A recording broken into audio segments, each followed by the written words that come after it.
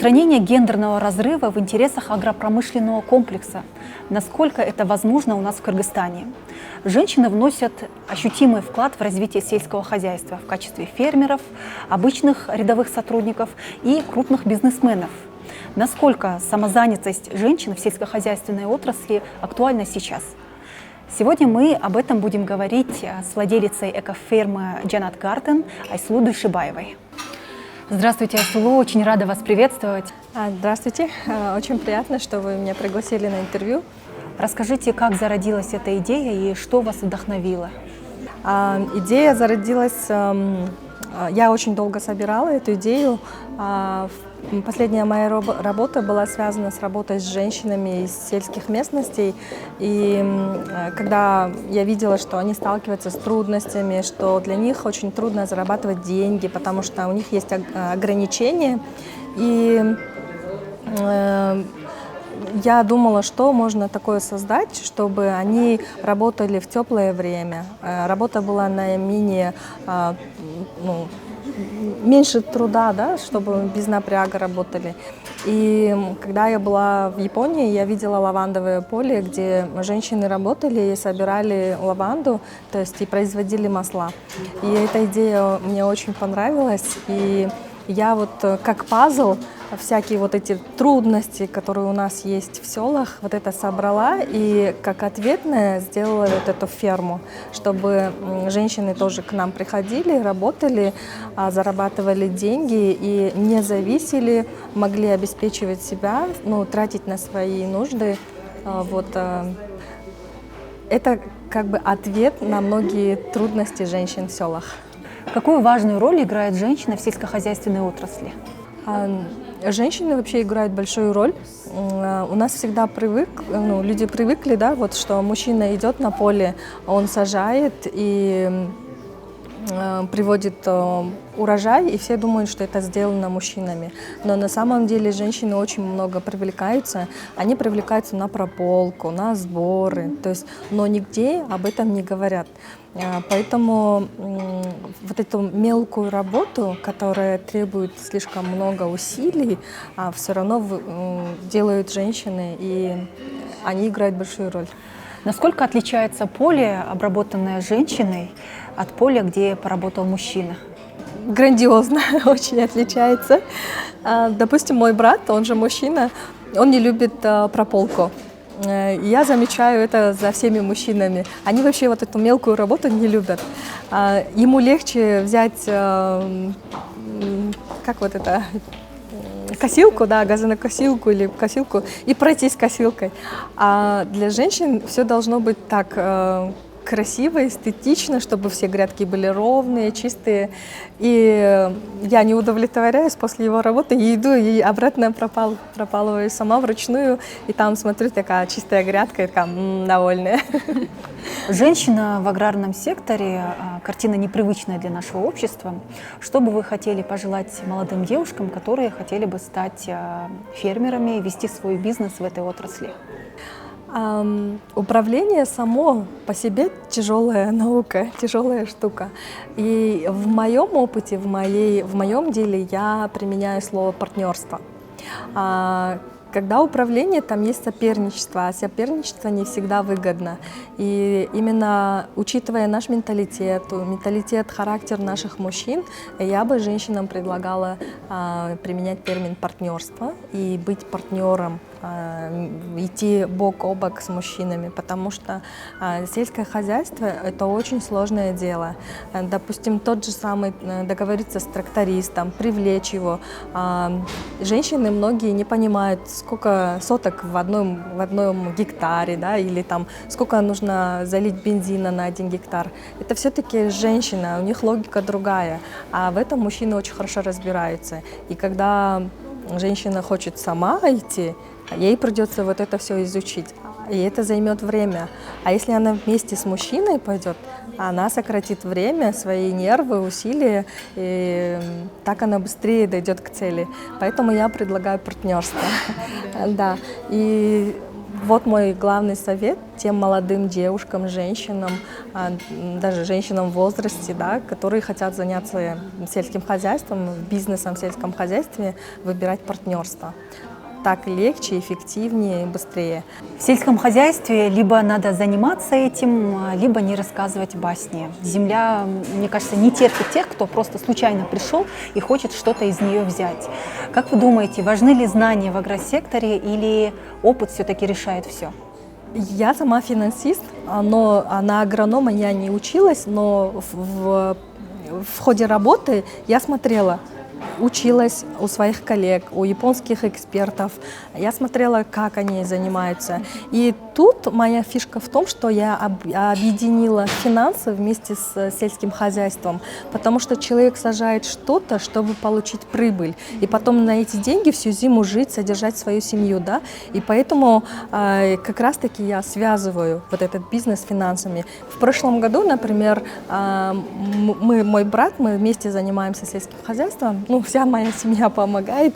То есть у нас не было опыта, и мы как-то по интуиции посадили, а оказалось, что неправильно. И мы учли этот опыт и начали уже читать, смотреть YouTube-каналы, и оттуда брать вот эти, как их нужно правильно делать, и уже начали правильно выращивать, правильно сажать и получать хороший урожай.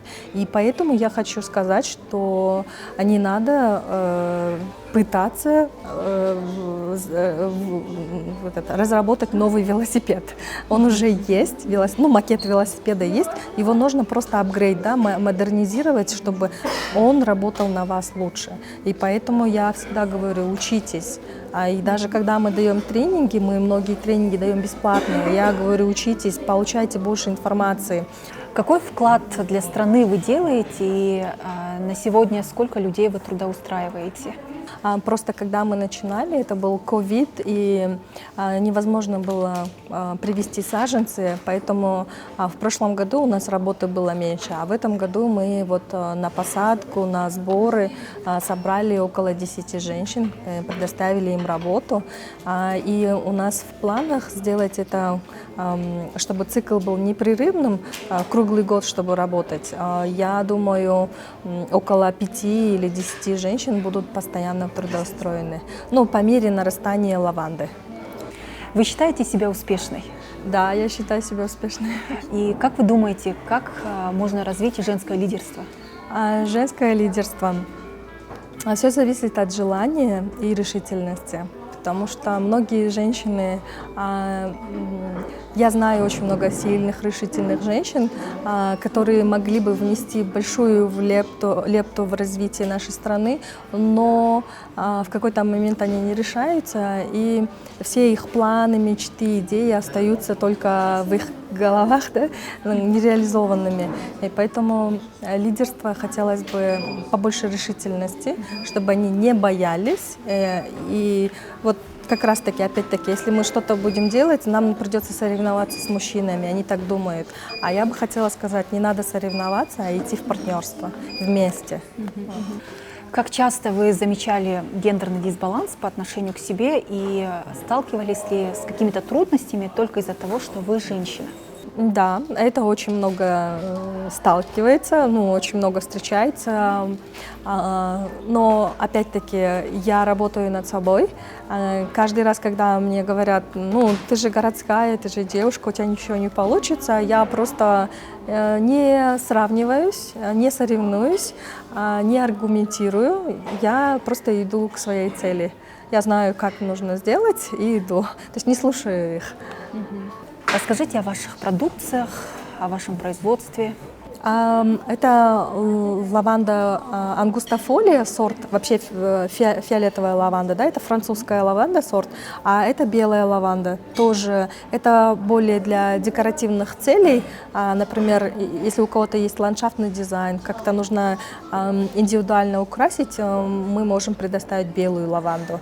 А так для масла выращивается фиолетовая лаванда. Во время производства эфирных масел выходит жидкость, вода, вода, да, это называется гидролат, это парфюмированная вода.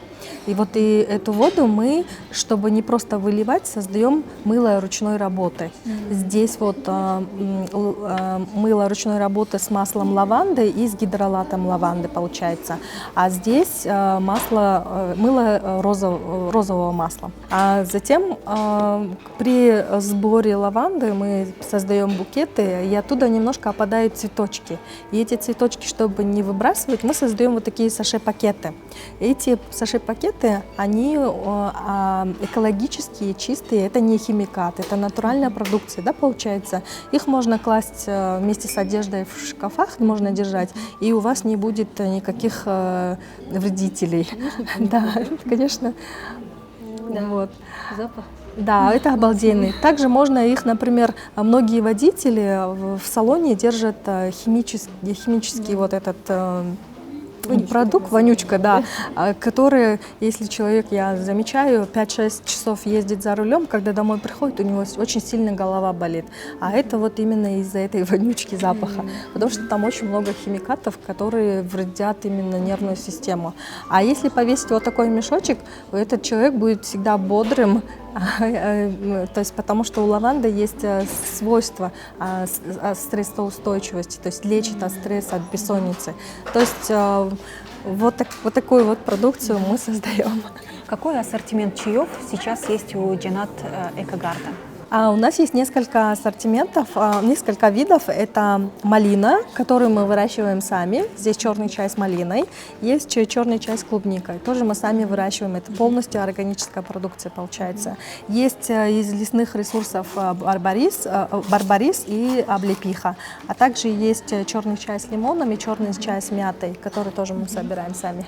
Опять-таки здесь тоже еще один пазл есть. Многие городские люди, например, у них очень мало времени, они всегда спешат из одного офиса в другой офис, из одного дела в другой, и у них нет времени сесть попить чай или сходить кофе попить, да.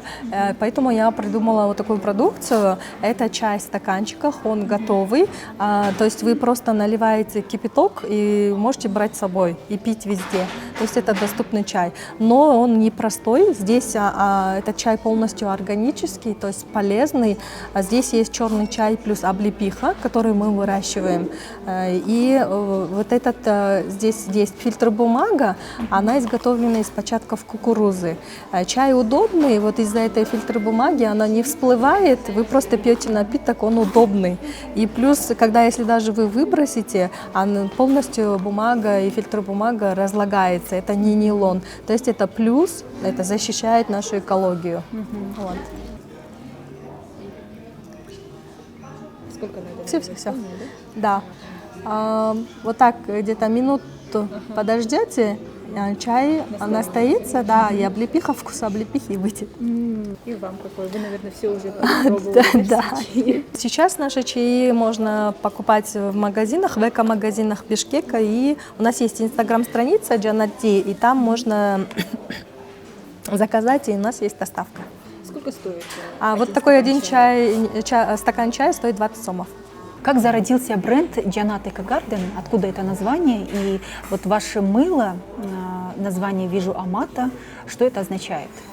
Джанат Гарден, ферму я назвала в честь бабушки, которая нас вырастила. Ее зовут Джанат. Джанат в переводе с кыргызского означает рай.